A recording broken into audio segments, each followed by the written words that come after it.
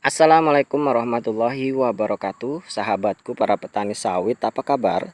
Semoga kalian selalu dalam keadaan sehat walafiat dan selalu dalam lindungan Tuhan yang Maha Kuasa tentunya, amin.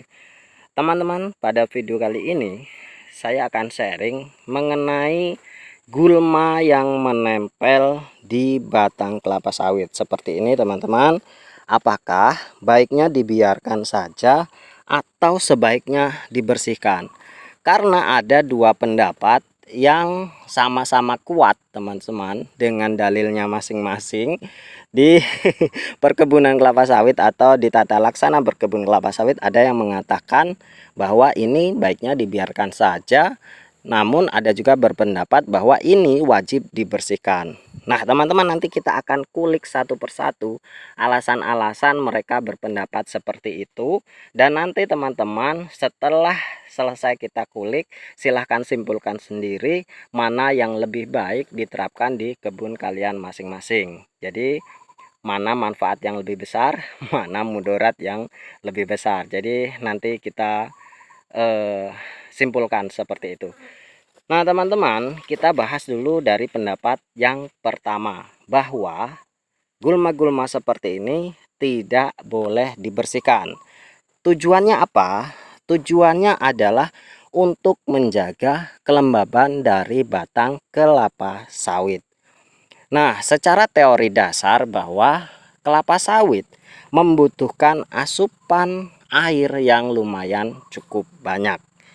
Karena ketika sawit defisiensi air, maka akan berakibat stres terhadap batang kelapa sawit, dan tentunya efek jangka panjangnya adalah menurunnya hasil produktivitas dari batang kelapa sawit itu sendiri. Nah, dengan teori dasar tersebut, maka diambil kesimpulan bahwa gulma-gulma ini bisa membuat air yang ada di batang kelapa sawit itu tidak mudah menguap oleh sinar matahari. Dalam artian sederhananya bahwa gulma ini bisa menjaga kelembaban dari batang kelapa sawit. Itu tujuan yang pertama, teman-teman. Jadi pendapatnya lumayan cukup ekstrim. Ketika gulma ini dibersihkan, maka akan membuat sawit kekeringan dan tentunya akan membuat hasil produktivitasnya menurun. Itu adalah pendapat yang pertama. Maka dari itu, mereka yang memiliki pendapat pertama ini anti membuat atau membersihkan dari gulma-gulma yang menempel di batang kelapa sawit karena manfaatnya lumayan cukup besar. Itu pendapat yang pertama, teman-teman. Nah, kita kulik pendapat yang kedua yang mengatakan ini boleh dibersihkan atau bahkan wajib dibersihkan. Mengapa? Pendapat yang kedua beralasan, seberapa banyak sih gulma ini mampu menyimpan air atau mampu mempertahankan air di batang kelapa sawit. Itu yang pertama. Yang kedua, ketika gulma-gulma ini tumbuh secara liar, secara tidak terkendali, maka bisa menjadi sarang dari hama seperti tikus ataupun tupai dan lain sebagainya, atau bahkan ular. Itu yang kedua. Kemudian itu juga katanya bisa menyebabkan jamur kalau kelembabannya terlalu tinggi. Maka dari itu ada yang membersihkan secara ekstrim hingga disebut dengan pruning bonsai. Bahkan pelepah-pelepah yang seperti ini yang menonjol ini dibersihkan secara ekstrim hingga benar-benar mepet di batangnya. Nah, itu adalah pendapat yang kedua. Tentunya teman-teman, kita sebagai petani sawit harus bisa memilih dan memilah mana yang memang lebih baik. Memang benar, kata pendapat yang kedua, bisa kita simpulkan seberapa banyak sih gulma ini mampu menyimpan air bila dalam kondisi kemarau yang lumayan cukup lama, misalkan hingga 2 bulan, 3 bulan. Apakah masih bisa mempertahankan air di dalam batang ini? Itu yang pertama. Tentu kita bisa berpikir secara logis bahwa ketika kemarau yang lumayan cukup panjang, tentu jangankan gulma, bahkan ditutup dengan plastik pun pasti masih akan tetap kekeringan. Namanya itu force majeure. Itu yang menjadi garis bawah. Yang kedua yang harus kita perhatikan, sebenarnya gulma ini juga tidak begitu mempengaruhi dari hasil produktivitas. Bisa dikatakan bahwa gulma ini tidak begitu mengganggu. Belum ada bukti-bukti yang bisa terkumpul secara banyak, secara kolektif, bahwa ini bisa menjadi sarang tikus dan mengganggu buah yang ada di atasnya. Karena memang banyak juga kebun-kebun yang dibiarkan seperti ini buahnya masih tetap aman.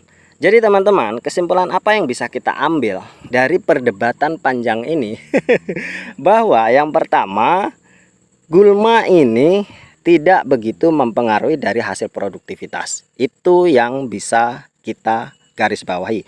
Karena dari kedua teori itu, dari kedua pendapat tersebut, bahwa yang menjadi titik fokusnya adalah produktivitas. Kenyataannya mereka yang membersihkan batang sawit dari gulma ini masih tetap berproduktivitas secara baik. Begitupun mereka yang membiarkan gulma ini tetap di batangnya, sawitnya masih tetap berproduktivitas secara baik. Jadi bisa disimpulkan bahwa gulma ini tidak begitu signifikan dalam membantu produktivitas. Itu yang pertama. Yang kedua, gulma ini tidak mengganggu dari hasil produktivitas. Itu yang kedua. Jadi bisa disimpulkan bahwa gulma ini tidak membantu juga tidak mengurangi atau tidak mencegah, tidak membantu juga tidak membuat mengurangi. Seperti itulah teman-teman. Jadi ya, gulma ini tidak begitu penting teman-teman. Mau dibersihkan, mau tidak dibersihkan, masih tetap membuat sawit kita berproduktivitas secara baik, dengan syarat bahwa benih yang kita gunakan itu benih yang baik, kemudian perawatan pemupukan itu kita lakukan secara baik. Jadi gulma ini baiknya dibiarkan atau dibersihkan itu terserah teman-teman. Kalau teman-teman punya waktu, bersihkan. Misalkan teman-teman mengidap penyakit orang yang tidak suka kotor atau mengidap penyakit kotor fobia lah. Jadi maunya bersih, ya silahkan dibersihkan. Namun bagi teman-teman yang malas membersihkan, ini juga tidak mengganggu, juga tidak membuat hal ini menjadi lebih baik. Mungkin efek sampingnya yang ingin kita dapatkan juga kalau dibiarkan, tentunya menjaga kelembaban itu tadi, namun tidak begitu signifikan dalam perubahan atau dalam menyokong hasil produktivitasnya. Jadi teman-teman, mau dibersihkan mau tidak dibersihkan sama saja, itu terserah kalian masing-masing. Kalau punya tenaga, punya biaya, ya silahkan. Namun saran saya teman-teman, jangan membersihkannya dengan menggunakan racun rumput.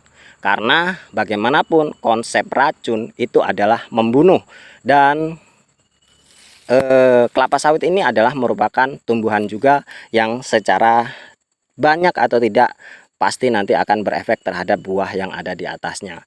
Namun kalau kalian bisa melakukannya secara hati-hati, ya silahkan saja. Itu teman-teman, mungkin hanya ini, semoga bermanfaat. Terima kasih atas perhatiannya. Wassalamualaikum warahmatullahi wabarakatuh.